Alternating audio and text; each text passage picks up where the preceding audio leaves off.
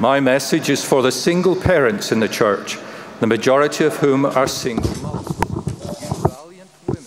Mon message s'adresse aux parents seuls de l'Église, dont la majorité est constituée de mères seules. Vous, femmes fidèles, qui en raison des diverses circonstances de la vie, être seules pour élever vos enfants et gérer votre foyer. Vous êtes peut-être veuve ou divorcée. Peut-être devez-vous faire face aux difficultés de la monoparentalité parce que vous avez pris la mauvaise direction en dehors du mariage.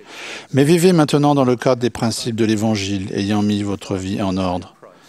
Soyez bénis pour éviter le type de fréquentation qui nuirait à votre vertu et à votre qualité de disciple. Ce serait un prix trop important à payer.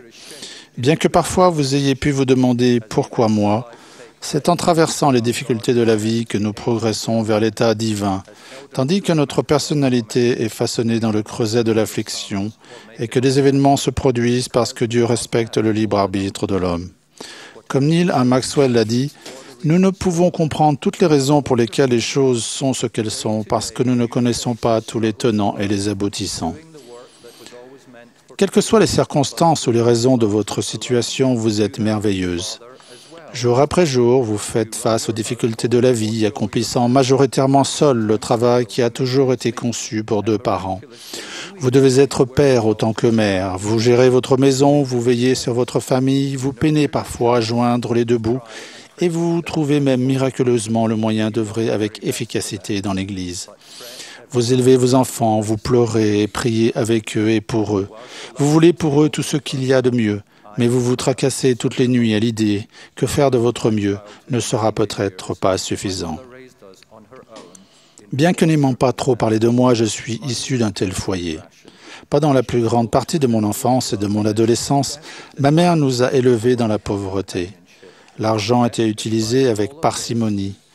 Elle a dû faire face à une profonde solitude, aspirant parfois de toute son âme à trouver soutien et compagnie.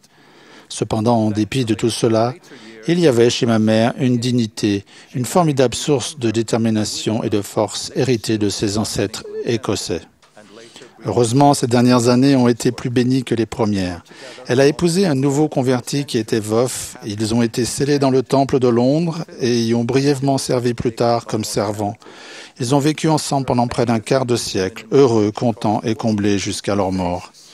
Vous êtes nombreuses, femmes admirables de l'Église, partout dans le monde, à faire face à des circonstances semblables et à faire preuve, année après année, de la même faculté de résilience. Ce n'est pas exactement ce que vous espériez ou aviez prévu, ce pourquoi vous aviez prié ou que vous aviez attendu au départ il y a des années. Votre traversée de la vie a connu des bosses et des fosses, des détours et des zigzags, essentiellement dus à la vie dans un monde déchu, conçu pour être un lieu de mise à l'épreuve. Entre-temps, vous vous efforcez d'élever vos enfants dans la lumière et la vérité, sachant que si vous ne pouvez pas changer le passé, vous pouvez façonner l'avenir. En cours de route, vous obtiendrez des bénédictions compensatoires, même si elles ne sont pas visibles immédiatement. Avec l'aide de Dieu, vous n'avez pas à craindre pour l'avenir. Vos enfants grandiront et vous diront bienheureuse, et chacun de leurs nombreux accomplissements sera un hommage qui vous sera rendu. Ne laissez surtout pas penser que vous êtes des membres de seconde zone de l'Église et que d'une façon ou d'une autre, vous avez moins droit aux bénédictions du Seigneur que les autres. Dans le royaume de Dieu, il n'y a pas de citoyens de 2e classe. Nous espérons que lorsque vous assisterez à des réunions de l'Église et que vous verrez des familles qui semblent être complètes et heureuses, ou que vous entendrez quelqu'un parler des idéaux familiaux, vous serez contente de faire partie d'une Église qui met l'accent sur la famille et qui enseigne ce rôle prépondérant dans le plan de notre Père Céleste pour le bonheur de ses enfants. Que dans un monde de calamité et de déliquescence morale, nous avons la doctrine, l'autorité, les ordonnances et les alliances qui offrent le meilleur espoir pour le monde, notamment pour le bonheur futur de vos enfants et des familles qu'ils fonderont. Lors de la réunion générale de la Société de secours de septembre 2006, le président Hinckley a raconté une expérience vécue par une mère seule, divorcée, ayant 7 enfants, alors âgés de 7 à 16 ans. Elle était allée voir sa voisine d'en face pour lui donner quelque chose. Elle a dit Quand j'ai fait demi-tour pour rentrer à la maison, j'ai vu de la lumière chez moi. J'entendais l'écho de ce que mes enfants disaient lorsque j'étais sorti quelques minutes plus tôt. Ils disaient « Maman, qu'est-ce qu'on mange ce soir? Tu peux m'emmener à la bibliothèque? Je dois aller chercher les grandes feuilles de papier ce soir. » Fatigué, hélas, j'ai regardé la maison et j'ai vu la lumière dans chaque pièce. J'ai pensé à tous les enfants dans la maison qui attendaient mon retour pour que je réponde à leurs besoins. Mes fardeaux me paraissaient trop lourds pour moi. Je me rappelle avoir levé les yeux au ciel à travers mes larmes et avoir dit « Cher Père, je ne peux pas ce soir, je suis trop fatigué, je n'y arrive pas. Je ne peux pas rentrer à la maison et m'occuper seul de tous ces enfants. Ne pourrais-je pas aller à toi et rester avec toi rien qu'une nuit ?» Je n'ai pas réellement entendu les mots, mais je les ai entendus de mon esprit. La réponse a été « Non, petite, tu ne peux pas venir à moi maintenant, mais moi je peux venir à toi. » Merci, sœur, pour tout ce que vous faites pour élever vos enfants et entretenir un foyer aimant où règne la bonté, la paix et des possibilités d'avenir. Bien que vous vous sentiez souvent seul, en fait, vous n'êtes jamais totalement livré à vous-même. Allez de l'avant avec patience et avec foi, et le Seigneur vous accompagnera. Les cieux vous accorderont les bénédictions dont vous avez besoin. Votre perspective et votre perception de la vie changeront quand, au lieu d'être abattus, vous lèverez les yeux. Beaucoup d'entre vous ont déjà découvert la grande vérité transformatrice qui veut que lorsque vous vivez pour soulager les autres de leur fardeau, les vôtres deviennent plus légers.